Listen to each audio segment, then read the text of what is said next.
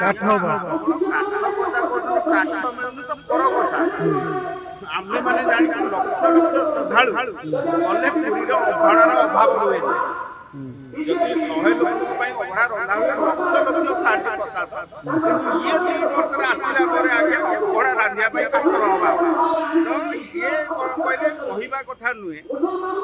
ଆମର ପୁରୁଷ ମାନେ କହନ୍ତି ଏରେ ଅନୁଗୁଳିଆ ଲୋକଟାରେ ତା ମୁହଁ ଦେଖେନା। କିଛି ନା କିଛି ନ ହେଇଥିଲେ 2 ବର୍ଷରେ ଏମିତି ପ୍ରୋବ୍ଲେମ ସବୁ ହୁଅନ୍ତାନି।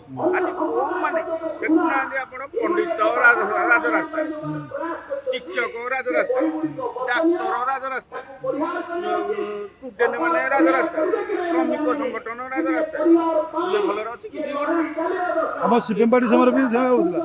ଆଜ୍ଞା ସିପିଏମ୍ ପାର୍ଟି ସିପିଆଇ ପାର୍ଟି ମୁଁ କହୁଛି ବାମପନ୍ଥୀ ଦଳ ଯେତେବେଳେ କଂଗ୍ରେସ ସରକାର ଥିଲେ ଏଇ ବାମପନ୍ଥୀ ମାନେ ବେଷ୍ଟ ବିରୋଧୀ ଦଳରେ ଥିଲେ।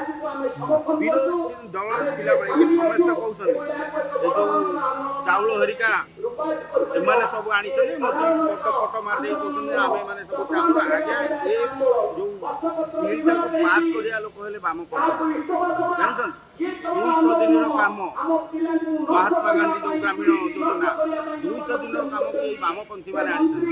ବାମପନ୍ଥୀ କ'ଣ ନ କରିଛନ୍ତି? ଜମିଦାର ଉଚ୍ଛେଦ କାମ ବାମପନ୍ଥୀ କରିଛି। ପ୍ରଥମରୁ ଶେଷ ଆପଣ ଯଦି ଦେଖନ୍ତୁ ଲଙ୍ଗଳ ଯାହାର ଜମି ତାହାର ଏ ନାରା ମଧ୍ୟ ଏଇ ବାମପନ୍ଥୀ ମାନେ ଦେଇଛନ୍ତି। ସମସ୍ତଙ୍କୁ ସମାନ ଅଧିକାର ବଞ୍ଚିବାର ବି ଧାରା ଯଦି ଦେଖେଇଛନ୍ତି ଏଇ ବାମପନ୍ଥୀ। ଆଜ୍ଞା ଇଏ ବାମପନ୍ଥୀ ଆଉ କ'ଣଟା ଆମେ ବା ମୁଁ ଆଜ୍ଞା ନିଜକୁ ଗର୍ବିତ ମନେ କରୁଛି ଯେ ମୁଁ ବାମପନ୍ଥୀ ଦଳରେ ଅଛି।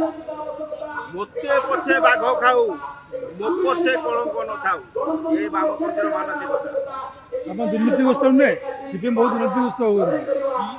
ଆଜ୍ଞା ଆମକୁ କହୁଛନ୍ତି ଚାଇନା ଫଣ୍ଡ। ଆପଣ ବି ଜାଣିଥିବେ ଚାଇନାର ଫଣ୍ଡ, ରୁଷିଆର ଫଣ୍ଡ, ଉତ୍ତର କୋରିଆରୁ 69ଟା ଦେଶରେ ଆଜ୍ଞା ବାମପନ୍ଥୀ ଦଳ ଅଛି।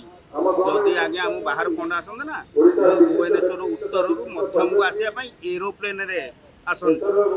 କାହିଁକି ଏଗୁଡ଼ା ମିଛ ଗୋଦି ମିଡ଼ିଆ ଆପଣ ହଉଛନ୍ତି? ସତ୍ୟତା ପ୍ରକାଶ କରନ୍ତୁ। ଗୋଦି ମିଡ଼ିଆ ନ ହେଇକି